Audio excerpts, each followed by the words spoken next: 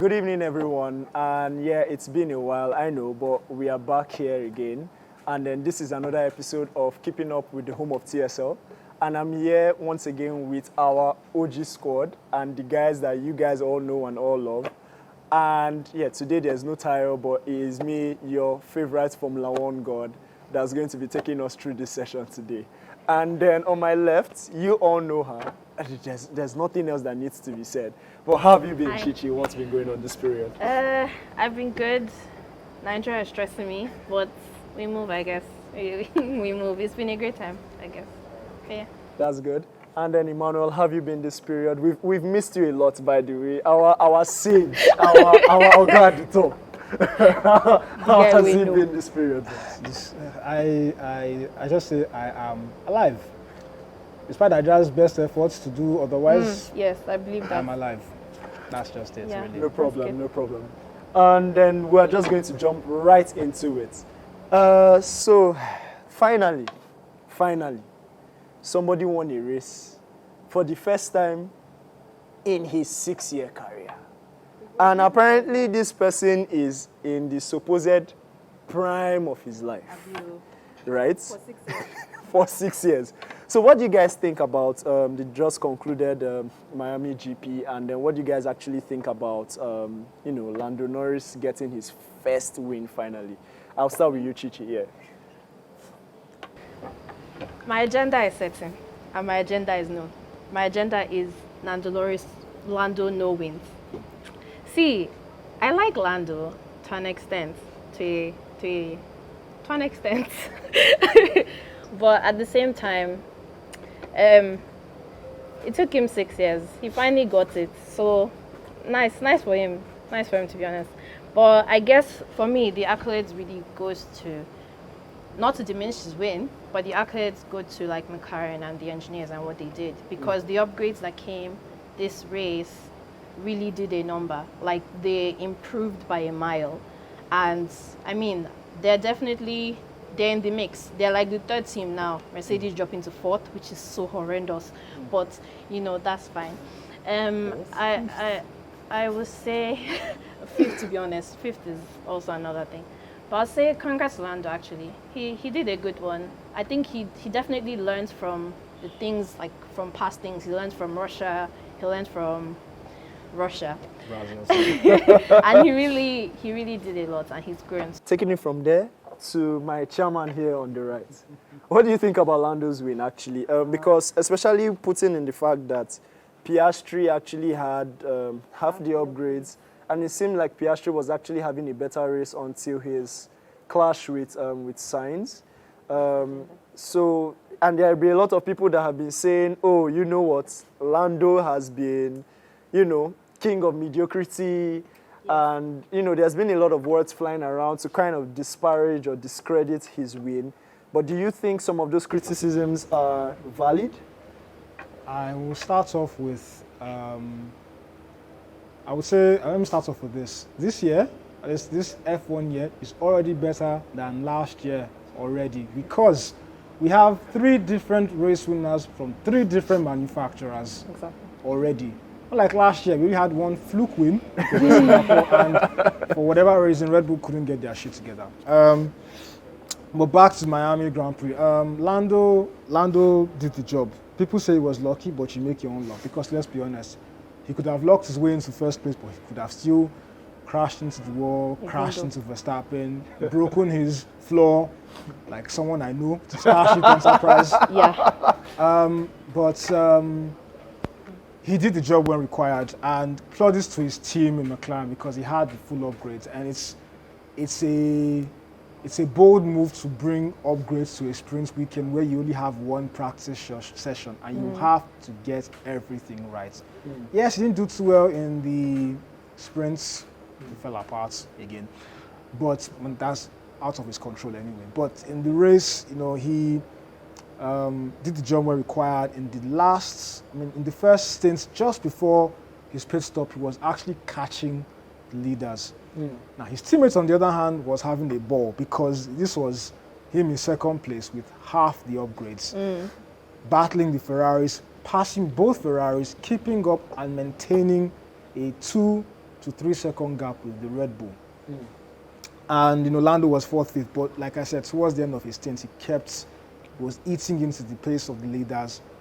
The safety car came, obviously. Yes, but because of the pace he showed, he managed to create that gap that was enough to get him into the pace, change his tires and come out, and he still had to hold off Verstappen in the first couple of laps. And he ended up by pace on his own without any interference, dropped 7.5 seconds on the Red Bull. That's never been done. Yep. Ever for the past 3 years. Even That's a lot, and like I said, plaudits to him. But they said that it was floor damage to the Yeah. Red Bull. That's all well and good, but not as if the floor damage was self-inflicted, because I was up until that point, even the Haas of Kevin Magnussen, and we'll get to him later, managed to avoid said bollard. So he has no excuse. Nobody sent you to hit bollard in the first place. I understand, yeah, and I agree with that. Now, you mentioned Kevin Magnussen, but I want to focus on his teammate, Hülkenberg, seemingly having one of the best years of his life. What do you think about that? And there's also another underdog we've actually been seeing doing very well. But I want you to talk about Hülkenberg. What do you think has been the major reason for his performances, and even Magnussen to an extent, some of his performances that have been given this year? What do you think has been that major, driving force for Hülkenberg's performances? He changed their team principal. Someone who knows what they're actually doing. Because do you think like Gunther Steiner was actually the challenge for? I think he was one of them. I think he wasn't that much of a good team principal, and to be honest, he's a case study, because you can use Ferrari as a reference as well. They've changed their team principal as well, and Ferrari are more consistent. They are starting off well. Yes, this happened where Ferrari start well and they fall off, and I won't probably give my final judgment till, let's say, halfway through the season. Okay. But they started really well, and they don't have any upgrades and yet. This is a car that hasn't been is a car that hasn't been upgraded. They haven't touched that thing. Yeah. And it is consistently in the top 3. Yes, it's not as fast as the Red Bull, but it is there. And apparently, it manages its tires better than the Red Bull. Yeah. This is a car that last year used to munch its tires after 10 laps. Almost impossible. And now this year, they're the complete opposite, but that's them. For Haas, they didn't start the season, or they didn't start the actual season as well, because they used testing to learn how to make their tires work. Yeah. This is the team principal who emphasized on, look, we don't know how fast our car is. All we want to do is understand how good our car is with our tires. And so far, it has worked out well, because they are gaining the points where necessary. Yes, a bit of terrorism, thanks to Magnussen. Only one person. Here and there. Not two. Only you. How are you causing chaos? You managed to acquire or accrue 10 penalty points in one weekend. Like, bro. Your penalty points, and by the way, he is 2 points short from a ban, and his points don't go away till the 29th of March next year. Like, bro. So any form of terrorism, because he will do it, that he does now, he's going to be banned for the race. Well, I think in the Miami GP, I think there can be like a room for the terrorism, especially I think in the Miami. But let me get to where I'm going. So I think the Miami GP, I think there was a point whereby it was obvious whether I think it was the sprint race or whether it was the main race, where it was obvious that Magnussen himself wasn't going to get any points, but just so that Hülkenberg, so he was playing the team game. And that's all well and good. But that's all, and I get that. But you can be a blockade for your teammate without causing so much an accident. Because let's be honest, if anybody else was involved in that fight between Hamilton and Kevin, it's an accident. Exactly. You could say the same thing. You can use Alonso in 2021 when he had to defend against a much faster W12 of Hamilton. You can even use tires you can in even Hungary. use 21. Yeah, 21. The last race with Perez. Exactly. Perez did a bit here and there, but he was consistent, and he didn't have to drive Hamilton off the road to get the job done. Okay. And then remember, I said we have 2 people that have really been performing this year, and one is Hülkenberg, and then the next person, Yuki Tsunoda, from where? Because it feels like for Yuki, every season, he just seems to get better. He has steadily just improved over the season. Does Yuki look like a rising star, or is he a star already? What do you think about Yuki so far? I think Yuki has always been a diamond in the rough. Like he's this, okay, I won't compare him to Lewis because Lewis has always had his, like, at the start, when he first started off, he was rough and he was at it and he went for it. But Yuki does that too, and he's always done that. And I think that has shown that he'll give his all when he needs to. And he does that all the time. He's growing. He's constantly growing, to be honest. Yeah. And he's bettering himself, like, whether it be like, attitude-wise when you're speaking to like your fellow drivers or whatever. But even at that, as a driver, Yuki is it, in my very much opinion. Like, I like that he doesn't care as much in the sense of like, caring about someone else. Like, he wants to get the job done, and he does it consistently. If we want to compare him to his teammate as well, who is an older driver who has experience much more than Yuki, and he's bombing in that car. Yep. He got the chassis he asked for, and he had a good sprint race. He was able to defend his P4 only to end up P18. Let's be serious. No, like the sprint race, P4 to P4. But like I'm saying, you can't start with something that good and then you're giving me P18. Let's be serious here. Like, let's be serious. Well, I like Daniel. Like I've always said, I always used to believe that with Daniel he'll get there. He's still his own person, but he's not been showing that to me, to be honest. And Yuki has really been going for it, and he's been giving like that consistency. He's not like lagging behind. So what do you think is the next step for Yuki? Do you think he might need to test the waters to get into a more an advanced team? Yeah. What do you think will be the next step for Yuki? For us to really appreciate Yuki him. Tsunoda. Yeah. I think he needs to get into a new team. Not that Red Bull isn't, Visa Cash App isn't good. It's just, to be honest, they'll always be second to Red Bull Oracle. Okay. I don't think they can do good, but because they are not the main team, in my opinion, they'll always be second to Red Bull. So I think he needs a new team.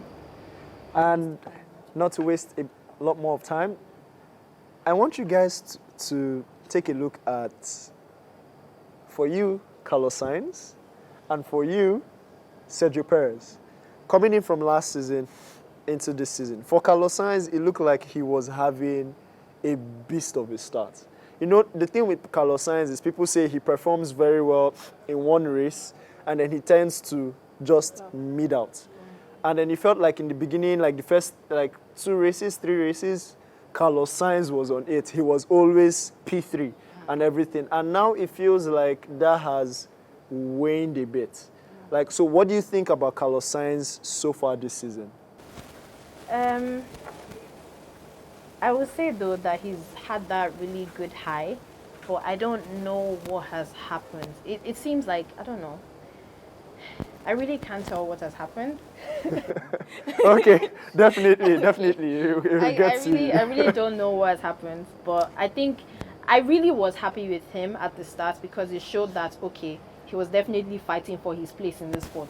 It was obvious. When that person said they put the dog in, they removed his appendix and put the dog in him. I was like, because he really was at it. He was going at it. But I really don't know what's happening. I really want him to keep his consistency, not just to up Ferrari. But he hasn't really been bad. He's just not he's not been this season. He's not been how he started, and I want him to go back to that to show who he is, if he is it. Okay. So for you, what do you think about Sainz? To your point where you say he's dropped off, he hasn't exactly dropped off. His team has just gotten better. Okay. Charles Leclerc has a higher ceiling, as we all know, than Carlos Sainz. At the start of the season, it was, maybe wrong strategy here or just being at the wrong place at the wrong time. Yes, qualifying Australia, for example, where Carlos qualified in the best position to take advantage of Max's DNF. And Charles should have been there beside him, but he didn't take advantage of it. But like as the season has progressed, they're driving the car more and more, they know its limits and everything. People will get better with their machinery. And as we know, Charles, in my honest opinion, is a far better driver. Arguably, if not the best qualifier on the grid right now. You can't take that away from him. When Charles is on it, he's on qualifying. it. Like, I'm guessing Adebayo will be very happy. Adebayo will be very happy to hear this. Adebayo, shout out to you. Bayo, you will definitely see this video. And Charles has upped his game in race management. He manages his time, and he has the car to do it now. But like I said, Carlos hasn't dropped back. Charles has just gotten better. Charles isn't overthinking or overshouting or whatever. You give him a scenario, he executes the best of his ability. And when that happens, he usually comes out best. Carlos, on the other hand, Carlos has the ability, I'm sorry, to commit terrorism. He's like George Russell. Yes. They are good drivers when they need to be. They are consistent when they need to be, but they both have that moment of terrorism in them. Or that ability to just have a bosom. I mean, all drivers have it, but the other ability to have that bosom, just lose all forms of thinking and just dump the car somewhere. And that's the end of the race. So not to even take too much time on Carlos, what would you now say about Perez and what Perez has been able to do so far? Sergio Perez is, in my honest opinion, an even bigger bozo than Carlos. Yes. Why? We called the RB19 last year the fastest car, rocket ship. The RB20 now is the best all-rounder. I know I called the Starship Enterprise, but this year I've forgotten the reference in Star Trek. It's the better one. But it seems like there have been chinks in the RB20's armor. Not necessarily. It's a case of setup. This is the second sprint weekend. Not always though. Is this the first or second? Second sprint weekend. Yeah. Okay, great. And this is Miami and all that. When you have one practice window, you have to get it right. Yeah. Some people get it right because the working window for a set car is wide enough for you to not get the best, but it still works enough to be fast enough. Yeah. I mean, according to Max, when he qualified, came first, he said, I didn't even do well. I'm here in P1. That's true that the car wasn't even in the best form, and he was still putting it in P1. That's to show how wide the working window is for the RB20 to be that fast enough. Like, you can make mistakes. Your car is fast enough to go to overshadow your mistakes. Now, when you, the driver, are in that sync with your car, yes, you make mistakes here and there, but when you are consistently working together well with your car. So I'm not wondering, why are you not referring to Perez as the biggest Sergio Perez, I say it because, let's be honest, lap 1, turn 1, he nearly collected his teammates. He was literally 5 centimeters from ending his race and his teammates' race. This close to collecting his teammates. Well, he's been a lot better Hold on. than last year. He's better, but that's the thing. We're still a quarter way into the season. I'm already seeing said chinks in the armor of a car that is this dominant. You were literally struggling or trying to fight against the boats of the W15. Now, this even puts more, I would say, roses in the bouquet of Hamilton than Perez, because we all know the W15 right now isn't great. It's horrible. Yeah. But in those last laps, you can't even give an excuse for Perez because they were both on the same tires. They just changed their tires prior to that. They were both on the same medium tire, and Hamilton was able to keep under and keep within a second of the RB20. Isn't that what Perez was brought for, to be a number 2 and a good number 2? Yes. Putting in mind where he came from last season and how he has seemed to be able to string along better or more consistent performances this season without either crashing out or something happening. The question you should be asking is, how fast is the car compared to the competition to cover his mistakes or mishaps or his pace? It's a good question, because now McLaren have closed the pace to McLaren and Ferrari haven't done anything yet. McLaren have closed the gap. So now, instead of having only Ferrari behind Red Bull, McLaren have equaled or just slightly behind Ferrari, and that puts more pressure. And if Perez doesn't bring his A game, or it's not his A game because A game isn't good enough. If Perez doesn't bring his A+ game, it's not good enough to offset any of the Ferraris, and now let's be honest, any of the McLarens, because clearly the duo of Norris and Piastri is fantastic. It's fantastic. Especially Piastri, because I don't rate Norris that much. Sorry, Sucre. Sorry, Victoria. Because Piastri is coming and he's doing a wonderful job. This is just his second season. Yes. And he's fantastic. And when given the opportunity, he will do the job. So do you think the second seat should go to a Yuki for Red Bull? I don't think they'll give it to Yuki. No, it's not whether they will give it to Yuki. Do you think Yuki is deserving of that second seat based on the performances we have seen Yuki drawn out from, as you like to call it, the bicarbonate or the Visa Cash App, whatever. In my honest opinion, I feel that second seat at Red Bull is poisonous because you are limited to just being second fiddle. It's max. You're not allowed to win. You're not allowed to do anything. You're not allowed to do the most. That's why. So you think there might be a clash? Unless there's truth to Verstappen leaving. And let's be honest, when it was in news reported that Red Bull approached Norris and he said no, because he felt he wasn't, well, in his words, good enough or championship material enough to take on Verstappen in equal machinery. He probably knows the inner workings of Red Bull more than we do, to be honest. And he probably knows that no matter what you do, no matter how good you drive, you have to let this man them win. Yeah? Unlike George, for example, now, or even Hamilton, that they are ready to take the fight to you, no matter who you are. But don't you think like that's, I'm sorry to cut you short, but don't you think that's like a defeatist mindset? Can we not see the Rosberg, Hamilton kind of battle again? Yes. And that is why when people say, Verstappen is having a wonderful season, he is. He's having a good season, records are being broken, we should appreciate all this brilliance. People don't respect it because he has no competition. Even his teammates isn't competing. Yes. You could say, people don't like this dominance of Red Bull. And they'll say, you didn't see anything when Mercedes was dominant. Yeah. But let's be honest, during their so-called dominance, and yes, they were dominating, they were still inter-team battles. Rosberg would do the most to make sure he beats Hamilton. Yes, Hamilton will still beat him. And not just inter-team, even teams, like between teams as well. Exactly. Where in 2017 and 20, we saw Ferrari bring by the way, game. 2 Mercedes fans here, yes, so what do you expect? He's moving I'm out. just saying. He's moving but out. he's moving out to Ferrari next season. I'm slowly moving. No, you die in Mercedes. That's so rude. I watched all those years, and there were times when, yes, Hamilton would stretch his legs and would go at it, but Rosberg would do the most to make sure he goes against.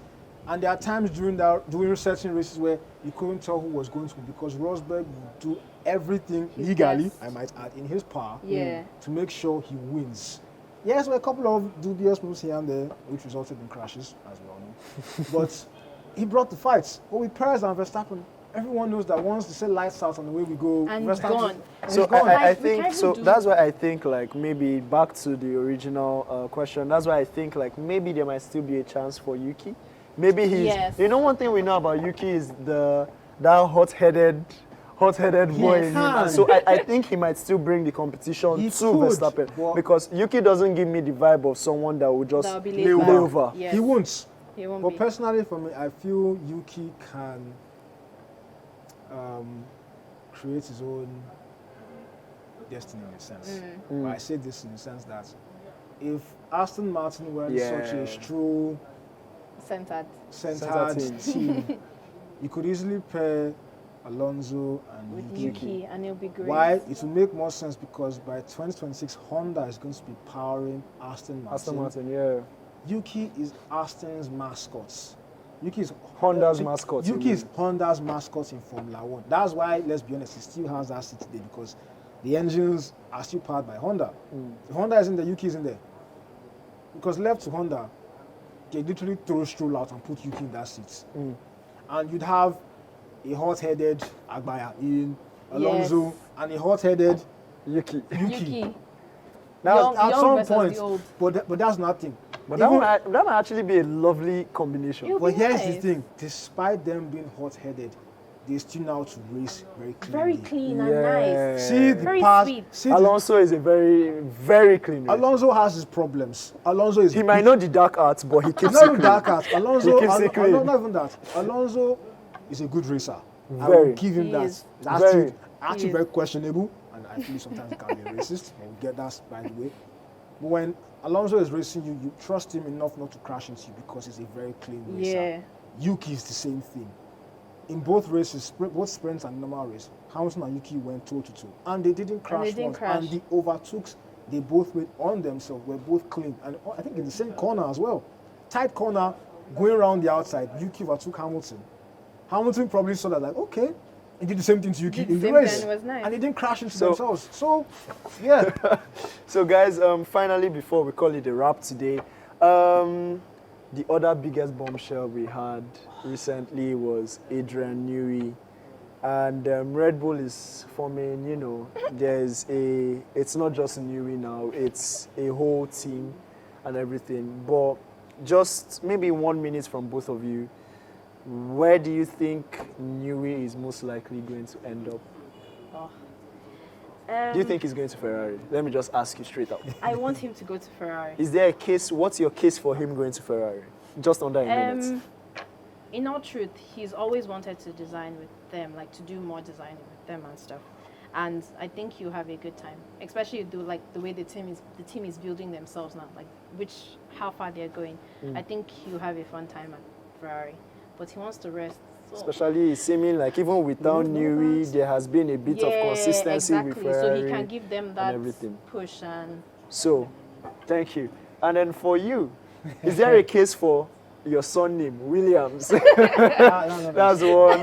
That's one. And then number two, do you think like this would really affect Red Bull? So in 2017. Because Wache is still there, and Oh, Wache I is like know. their head of aerodynamics. Times are different, and Red Bull have a more composed team. Yeah, But there's so- a case study for that because in 2017, Mr. Newey took a step back from the Red Bull. Yes, they had the Renault engine. He did. That car wasn't great. But that car It wasn't wasn't great. good. Yeah, and He then was he nice. had to step back. I He came remember. back. But as you said, they have a more consistent team now. So they probably won't fall off like they did that time. yeah, But Newey is still an important asset So to it's- Very huge. because the current platform they have is off the back of Newey's ability to identify that look. All this aerodynamic stuff is work, but the suspension has And to all work that, in yeah. tandem with the aero to get Yeah. a stable platform. And this is the results. result. Yeah, I want him to go to Ferrari because, like Chichi said, yes, in his lifetime he's had a few regrets. One of them is not working with Ferrari. yeah. The second, not working with Alonso. The third is not working with Lewis Hamilton. You kill two birds You with do one stone. exactly. Beautiful. And besides, you're moving to Italy. What more do you want? Like, sir. Wonderful. And with how Williams has said it, though he didn't support his Williams guys, right? And we're coming to the end of this another lovely session with the OG squad. Stay tuned for more, and then we will see you once again next week. Peace out, guys.